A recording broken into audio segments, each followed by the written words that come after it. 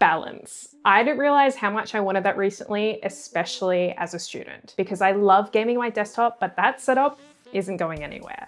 And after studying all day, the last thing I want is to sit at another desk for the rest of the night. So if you're in the same boat and you're after a device that kind of has that balance, or this is your first ever device and you want something that can handle both work and gaming, this video is for you.